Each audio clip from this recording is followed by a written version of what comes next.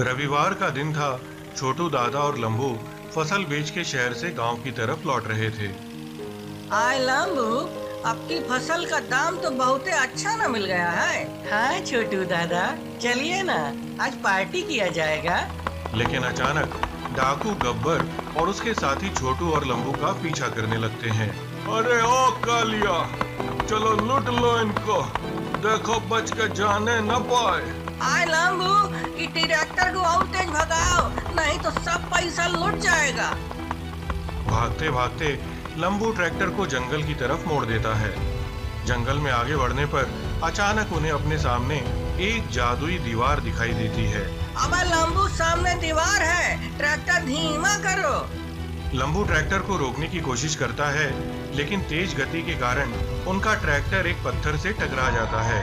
पत्थर से टकराने से ट्रैक्टर वहीं रुक जाता है, लेकिन छोटू और लंबू उछलकर उस दीवार में समा जाते हैं और दीवार की दूसरी तरफ एक जादुई दुनिया में पहुंच जाते हैं। अबे अब ये कहाँ आ गए हम? छोटू दादा, ये तो कोई जादुई दुनिया लगता है। लंबू और छोटू देखते हैं कि वहाँ चारों तरफ सोने के पेड़ हैं, जिन पे जादुई फल लगे हुए हैं। साथ ही उन्हें वहाँ एक पेड़ दिखाई देता है जिसपे सोने के आम लगे हुए थे और कुछ आम जमीन पर भी गिरे हुए थे। छोटू और लंबू वो सोने के आम उठा लेते हैं। अबे खाने वाला आम तो देखे थे, इस सोने वाला आम पहली बार देखे हैं। लेकिन तभी कुछ खूंखार जानवर हमला करने के लिए उनकी तरफ दौड़ने लगते हैं। छोटू दादा, आम छोड़िए, चलिए भागिए यहाँ से। और वो दोनों जान बचा के वहाँ से भागने लगते हैं। उनकी आवाज सुनकर वहाँ का शैतान राजा तरबूजा भी अपने आम घर से बाहर निकलता है। किसकी इतनी हिम्मत हुई जो हमारी दुनिया में घुस आया? और वो शैतान भी उनका पीछा करने लगता है। भागते भागते छोटू और लंबू को अपने सामने एक तालाब दिखाई देता है और वो दोनों उस तालाब में कूद जाते हैं। तभी अचानक वहाँ एक मछली प्रकट होती है जो उन्हें अपनी पीठ पर बिठाकर तालाब के बीच बने एक टापू पर ले जाती है, जहाँ पहुंचकर वो एक परी में बदल जाती है। वहीं वो शैतान और उसके जानवर तालाब के बाहर ही रुक जाते हैं। आज तो बच गए, लेकिन जल्दी ही तुम दोनों मेरा शिकार बनोगे। उधर तालाब के बीच उस टापू पर उस शैतान ने हम परियों की इस दुनिया पे कब्जा कर लिया है और मेरी साथी परियों को बंदी बना लिया है। अरे लेकिन वो शैतान इस टापू पे काहे नहीं आया? ये तालाब तिलिस्मी है, जहाँ शैतान की शक्तियाँ काम नहीं करती, इसलिए वो यहाँ नहीं आ सकता। तुम यहाँ सुरक्षित हो। लेकिन हम यहाँ से बाहर कैसे निकल सकते हैं? रात होते ही यहाँ एक जादुई फूल खिलता है, जिसके खिलते ही वो शैतान और उसके जानवर सो जाते हैं। उस वक्त अगर तुम दोनों उस जादुई फूल को छू लो तो तुम दोनों वापस अपनी दुनिया में पहुँच जाओगे। रात होने पर अरे आप चिंता नहीं न करिए, हम आपको बचाने जरूर आएंगे। ये लो, ये एक जादुई तरबूज है, उस शैतान को हराने में ये तुम्हारी मदद करेगा। फूल खिलते ही जैसे ही शैतान और उसके जानवर सो जाते हैं, छोटू और लंबू उस जादुई फूल को छूकर वापस अपनी दुनिया में पहुंच जाते हैं। गांव पहुंचकर वो वैज्ञानिक सुरेश से मिलते हैं। अच्छा ठीक है, मेरे पास एक वाहन है जो तुम्हारे काम आ सकता है। और सुरेश उन्हें हथियारों से लैस एक 6 पहिया कार देता है। तभी छोटू अपने हाथ ऊपर उठाता है और वो तरबूज उस कार में समा जाता है और देखते देखते वो कार एक 6 पहिया तरबूज कार में बदल जाती है। तरबूज कार लेकर वो जादुई दीवार के पास पहुंचते हैं और उस दीवार के सहारे फिर से उस जादुई दुनिया में पहुंच जाते हैं। वहां वो शैतान उनके गायब होने की वजह से आग बबूला हो रहा था। तुम फिर से आ गए, इस बार बच के नहीं जा पाओगे। और वो शैतान अपने जानवरों को उन पे हमला करने के लिए भेज देता है, लेकिन छोटू लंबू अपनी तरबूज गन से उन पे हमला करते हैं और एक एक करके वो सारे जानवर नष्ट हो जाते हैं। अरे हम तो बच गए, अब तुम कैसे बचोगे? तभी वो शैतान गुस्से में उनकी कार को बीच से काट देता है। छोटू और लंबू बड़ी मुश्किल से अपनी जान बचाते हैं। छोटू दादा, ये तो हमारा कार को काट के दो भाग कर दिया, अब क्या किया जाएगा? तभी वो परी अपनी सारी शक्ति का इस्तेमाल करके उनकी कार को एक वाटरमेलन रोबोट में बदल देती है, लेकिन खुद बेहोश हो जाती है। हमको लगता है इसका शक्ति इसके आम घर में है, उसको नष्ट कर दो। तरबूजा को अपने एक वार से धराशायी करके वाटरमेलन रोबोट शैतान के आम घर पे हमला करता है, जिसमें उस शैतान की शक्तियां बसी थी। आम घर के नष्ट होते ही वो शैतान भी नष्ट हो जाता है और सारी परियां आजाद हो जाती हैं, और साथ ही परी राजकुमारी भी वापस होश में आ जाती है। सभी परियां छोटू और लंबू का शुक्रिया अदा करती हैं और उन्हें ढेर सारा खजाना देकर वहां से विदा करती हैं। किशनगढ़ गांव में सब ठीक चल रहा था और लोग अपने अपने काम में व्यस्त थे, लेकिन ठीक उसी वक्त गांव के पास समंदर में अचानक बड़ी जोर की हलचल हुई और पानी को चीरकर एक शैतान और कुछ खूंखार जानवर बाहर निकले, जो अपने साथ एक विशाल पत्थर भी लाए थे। धीरे धीरे वो सभी किशनगढ़ गांव की तरफ बढ़ने लगे। दूसरी तरफ गांव में लंबू छोटू दादा से मिलने पहुंचा। अरे छोटू दादा, कहाँ हैं आप? आइए, आपको कुछ दिखाना है। हाय लंबू, अरे तुम बाद में दिखाना, आओ पहले तुमको हम दिखाते हैं। ये देखो, कैसा लगा? अरे ये तो बाघ है, लेकिन ये कहाँ से आया छोटू दादा? और ये तो तरबूज खा रहा है। हाँ भाई, ये तो बस तरबूजे खाता है, लेकिन ये आया कहाँ से?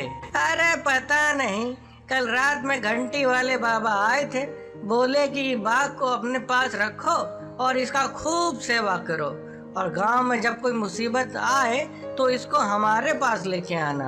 अरे ये तो गजबे बात हो गया। बाबा तो कल रात में हमारे पास भी आए थे और हमको एक ठो तेंदुआ दिए हैं पालने के लिए, और वो तो बस संतरा ही खाता है। हम तो आपको वही दिखाने के लिए आए थे। तेंदुआ? कहाँ है वो तेंदुआ? रुकिए, बुलाते हैं। आओ भाई, अंदर आ जाओ। छोटू और लंबू बाघ और तेंदुए को देखकर हैरान हो ही रहे थे कि तभी वहां वैज्ञानिक सुरेश एक शेर के साथ आ पहुंचा। अच्छा, तो लगता है घंटी वाले बाबा तुम दोनों से भी मिलने आए थे। हाँ, और लगता है कि बाबा तुमको ये शेर दे के गए हैं, अब ई का खाता है भाई। हाँ, सही समझा। वैसे तो ये केला खाता है, लेकिन बाबा ने कहा कि ये नवरात्र गांव पे भारी पड़ने वाला है, पर हमें चिंता करने की जरूरत नहीं है, क्योंकि शेर पे माता रानी की कृपा है। अरे चलो, अब जो होगा देखा जाएगा, घंटी वाले बाबा का घंटी बजा के। अगले दिन वो शैतान और उसके मायावी जानवर उस विशाल पत्थर के साथ किशनगढ़ के पास के एक गांव तक पहुंच चुके थे, जहां किसान खेतों में काम कर रहे थे। वहां पहुंचते ही उन्होंने खेतों में आग लगा दी और किसानों के जानवरों को मार डाला। उन्हें इस तरह आतंक मचाता देख किसान वहां से गांव की तरफ भागने लगे। जल्दी ही ये खबर आसपास के सभी गांवों में फैल गई और उधर सेना मुख्यालय को भी इस नई मुसीबत की जानकारी मिल चुकी थी। तोप सिंह, लगता है तुम्हारा और मुसीबतों का चोली दामन का साथ है। ओ जी हुक्म करो साहब, ओ जब तक तोप है तब तक पूरा होप है। खबर मिली है कि समंदर से कुछ शैतान एक अजीब सा पत्थर लेकर बाहर निकले हैं। तुम जवानों को साथ लेकर जाओ और जैसे भी हो उन्हें रोको। ओ जी समझो कि काम हो गया। तोप सिंह की तोप का एक गोला ही शैतानों की शैतानी बाहर निकाल देगा। उधर ये खबर छोटू, लंबू और सुरेश को भी मिल चुकी थी। अरे सुरेश भाई, लगता है कि अब की फिर तुमको कोई नया गैजेट बनाना पड़ेगा। उसके पहले हमें दुश्मन की ताकत और कमजोरी के बारे में जानकारी इकट्ठी करनी चाहिए। तो चलिए, वो शैतान अब गांव से ज्यादा दूर नहीं है। तोप सिंह सैनिकों के साथ उस शैतान की तलाश में निकल चुका था और अगले दिन उस शैतान से तोप सिंह का सामना किशनगढ़ गांव के पास के जंगल में हुआ।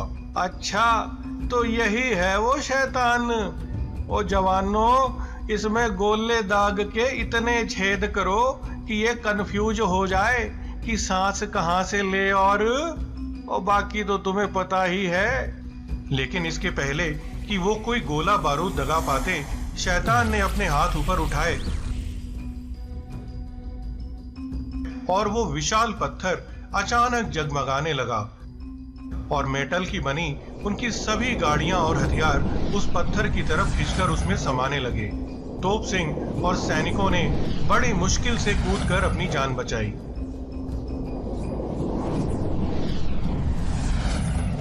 ओ ये क्या हो रहा है? अरे ये पत्थर तो चुंबक की तरह सारी मेटल की चीजों को चूसता ही जा रहा है। हमें धातु चाहिए, धातु। तुम इंसानों ने धरती खोद के हमारी बहुत सारी धातु निकाली है। अब हम वो सब वापस पाताल लोक लेकर जाएंगे। तोप और हथियारों के बिना उस शैतान से मुकाबला करना नामुमकिन था, इसलिए तोप सिंह को वहां से पीछे हटना पड़ा। वापस लौटते हुए उसे रास्ते में छोटू, लंबू और सुरेश मिल गए। अरे तोप सिंह जी, आज तो आप बिना तोपे के घूम रहे हैं, क्या बात है? कुछ परेशान लग रहे हैं। तोप सिंह ने उन्हें सारी बात बताई। इसका मतलब मेरा कोई भी गैजेट काम नहीं आएगा, क्योंकि वो सब मेटल के ही बने हैं। अरे तो अब हम सब क्या करेंगे? लगता है घंटी वाले बाबा हमें इसी मुसीबत के बारे में बताना चाहते थे। हमें उन्हीं के पास चलकर मदद लेनी चाहिए। हाँ, और शेर, बाघ और तेंदुआ को भी उनके पास लेके चलना होगा। हाँ, यही ठीक रहेगा। और वो सब गांव से शेर, बाघ और तेंदुए को लेकर घंटी वाले बाबा के पास पहुंचे। तो आखिर तुम सब आ ही गए।